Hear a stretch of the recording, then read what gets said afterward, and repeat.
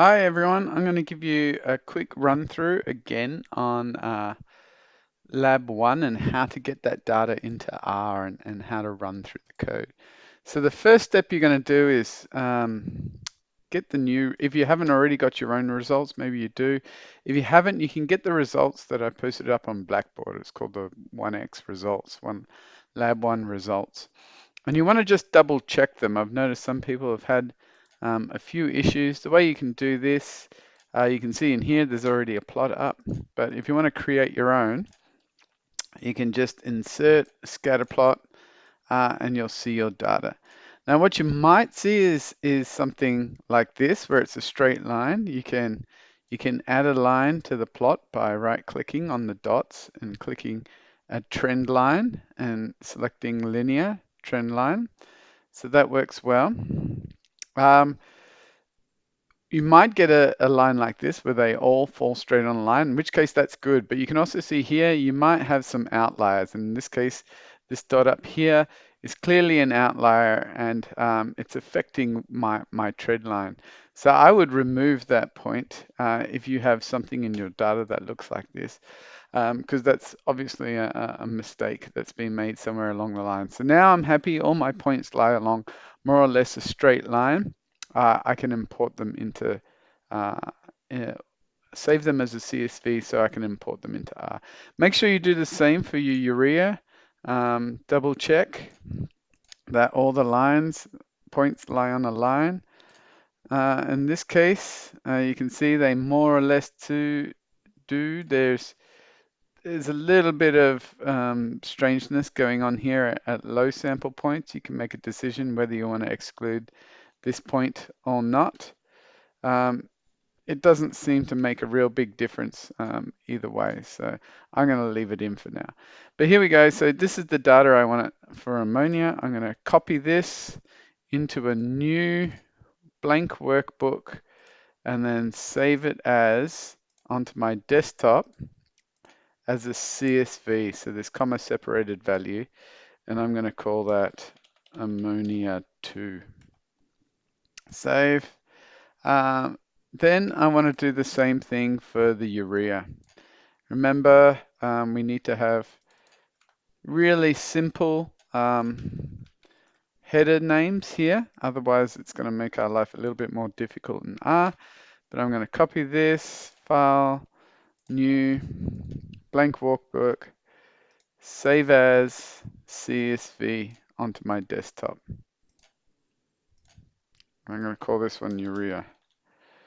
Okay, so we've got our file saved. Now we can move into R. So I'm going to open up the practice code that I put on Blackboard, which is in R now. You can see it's here. This is lab code 1. And now I just have to run through this line by line, but just making sure that I'm getting the right columns in each set. So the first thing I want to do is set my working directory to be directed towards the desktop. So I'm going to choose a directory. Sometimes you might get something that gives you the opportunity to press desktop. If it's a Mac, you might have a problem choosing the right assessment, but you can Google the right way. But you can see here, if I go to the Files tab, my ammonia 2 is here, and my urea should also be here. So I'm pretty happy that I've got the right one. So I have to choose the right file. I'm going to call it ammonia 2, and I'm going to read it in. I'm going to call this data 1. There are headers, which are true, and it's separated by a comma, because remember, it's comma separated values. So enter in. I get my data. It's in there. It looks good. Now I want to plot it, but remember we have one variable called spectro, which is fine because there's a spectro here. The other variable I just called NH3, so I have to change this from ammonia to NH3. I've got to point it in the right direction, so I've got to tell it where the data is, and we called it data 1. This is where I define the circle that it's going to plot. This is the size, this is the color, and these are the labels for the X and Y axis. So if I run this, I should get a nice graph, and everything looks good so far. So now I want to fit a line to the data, and I'm going to run this LM function for a linear model. And again, I have to make sure I have the correct variables named here, and it's looking at the right data set. So I'm going to run that line. That looks good. And this AB line function just fits that line to the plot. Okay, so everything's looking good. Now I want to fit some data to it. So I'm going to go back to my Excel spreadsheet, and I want to look at what was my spectrophotometer reading for fish. In this case, it was 0.21. So for mean fish here, I'm going to type in 0.21 because that's the value I got from the spectrophotometer for the fish. And I'm going to put that into a data frame because that's the way R likes to see it. And then this next line is going to predict the output. So it's going to predict the concentration of ammonia from that fit. And we should be able to print this line out here, and it gives us concentration, which is about 6.7. So it's going to sit somewhere around here on the graph. So everything's looking good so far. I want to put a point on the line. Now for the points, what R wants to see is something that goes points, and then you have some number, which is an X coordinate, and some number, which is a Y coordinate. Now we already know the X coordinate number is 0.21 because that's what we measured in the spectrophotometer. The Y coordinate number is this one that we just came out here, 6.78. 6.78. So I could just do something like this, and I'll put a point on the graph, and you see here it's used the default value to put the point on the graph. Or I could do this, where I've already defined those two numbers. So mean fish has been defined up here. It's called a variable called mean fish. And fish out is what we predicted. So that's that number down here is being called mean fish. So I don't actually have to type them in. I can just type in the variable names. And now I can give it a different color. So here I'm going to define it to be a solid circle. That's quite big. I can make it even bigger. And I want it to be blue. And so if I run this line, I'm going to get a bigger blue dot. Next, I want to put some text next to my fish. So again, it's just going to be some text that I want to write on the graph, which in this case is fish in quotes. This could also be goldfish or something like that. And then it needs an X and Y coordinate for it, separated by these commas that you see here. So I could give it the same X and Y coordinate that we did above, mean fish and fish out, but that's going to put the writing right on top of this blue dot. So I don't want that to happen. So I'm going to shift it over a little bit. So I'm going to shift it over by 0.05 along the x-axis. And this is minus, so it's actually going to shift it to the left. And hopefully it'll appear somewhere over here. Let's have a look. Oh, it appeared too far. I actually probably only wanted it to appear about 0.01. No, that's too little there. Perfect. So that's going to look nice. But now my graph looks a little bit dirty. So I'm going to highlight all this code and then Control Enter. I'm just going to run it all again. And it's going to put my goldfish out there. Mean toad. We can do the same thing. Go back to Excel. Find out what our toad is. 0.181. So I can type 0.181. Run that line, put a new data frame in there, predict the output, and then I can put a point. And this time the point's going to be a green dot, and I want it to be minus 0.02 across, so it doesn't override it too much. In fact, because toad is such a short word, I'm gonna try 0.01. Let's see how far I get here. So there's our green dot, and there's the toad. Now that winning this, we can do the same for the mouse again. And then we're going to just repeat the entire thing, but for urea. So for urea, we probably want to copy all this code.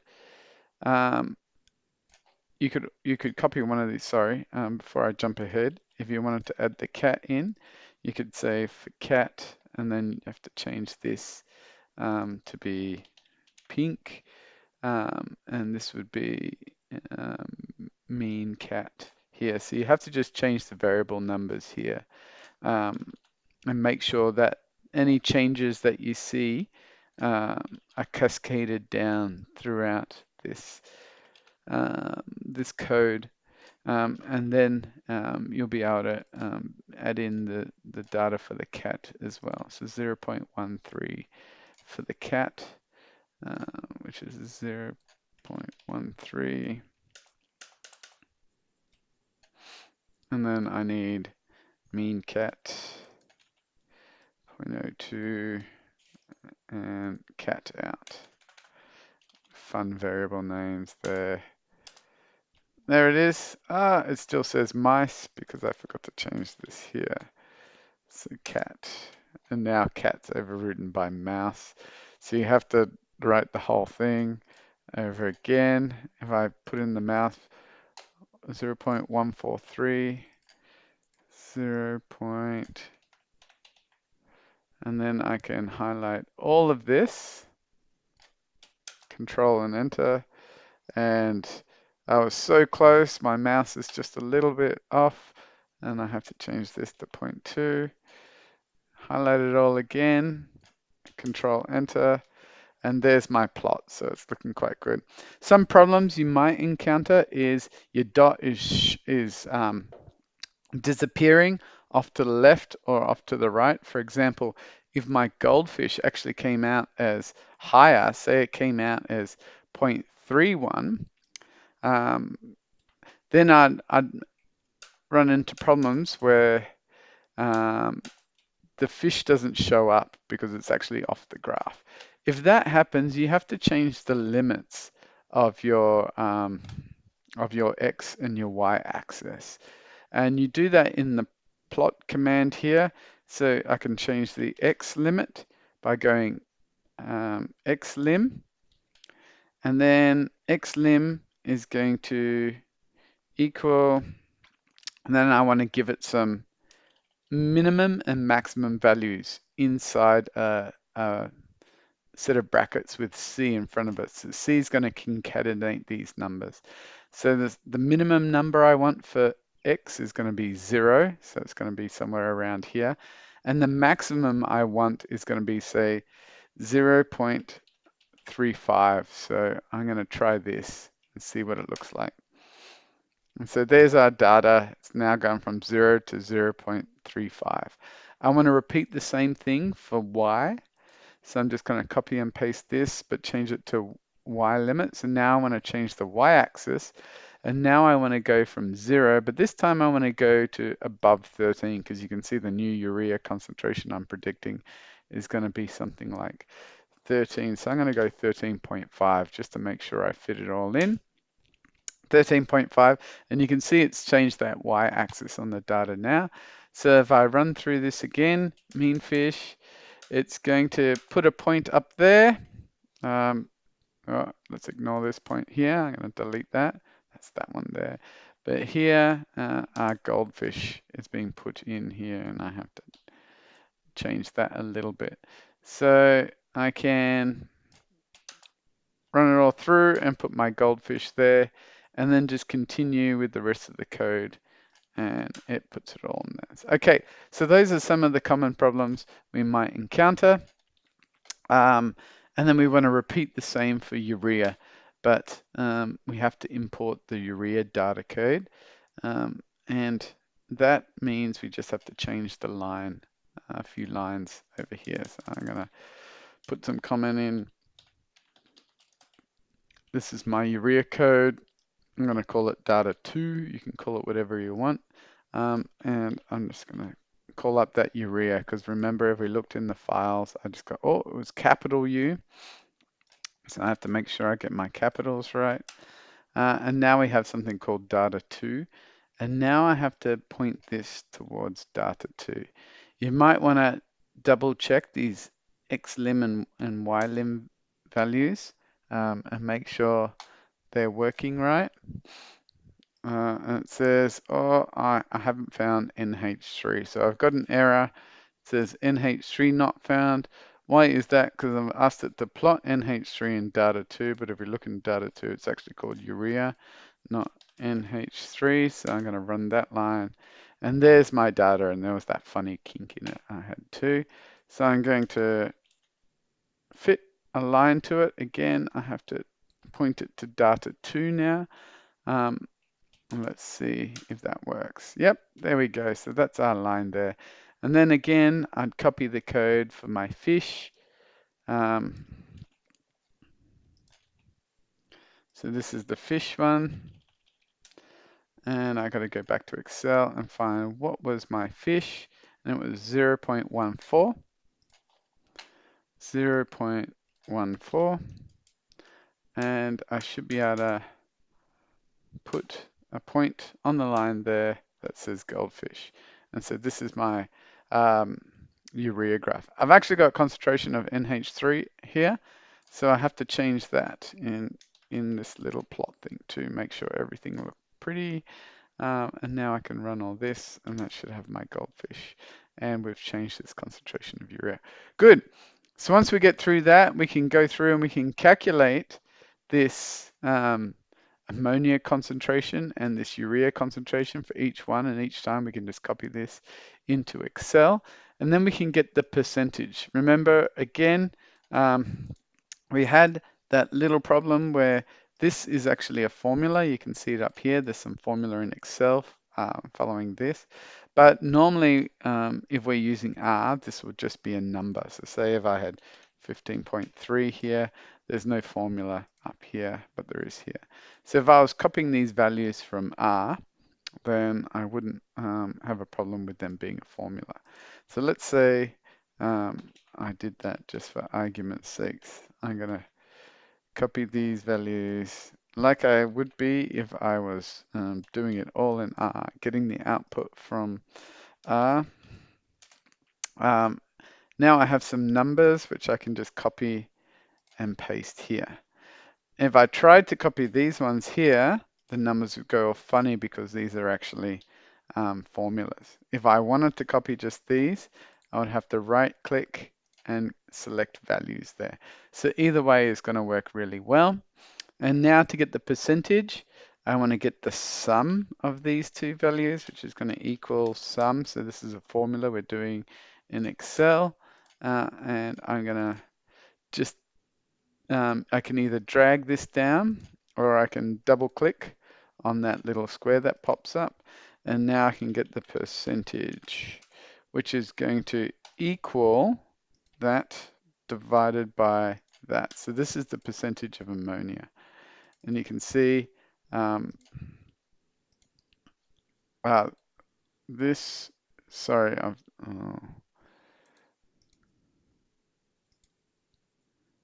I've done that the wrong way. It should be this divided by that. Okay, so ammonia divided by the sum. And this is a fraction. If I want it to be a percentage, I just multiply it by 100 and then continue down. So we can see this one is 14% ammonia, this one is 30%, this one's 77%, and this one is 8%. And that makes sense because our fish is most aquatic, our toad is next, our mouse is third, and our cat is probably fourth. So you can get that percentage there. And the percentages for urea are just going to be the inverse of this. So it's going to equal the urea divided by the sum multiplied by 100. And you can see now we have 85% urea, only 22% for the fish, and about 70%. These two columns are always going to add up to 100. Okay, so that should be enough to get you going, get you into R, get you plotting. If you want to, there's a few little tricks. You can go back through and see all your old plots by going through the arrows. This is my ammonia plot, which was quite good. If I want to export that, I can save it as an image. And I can save it. You can see the directory I'm going to save it as, and I can save that as ammonia. And then Hopefully that should just appear on my desktop somewhere. Here it is. And I can just drag and drop that into a Word document for my one-page report that you guys are going to produce. That's it. Thanks, guys.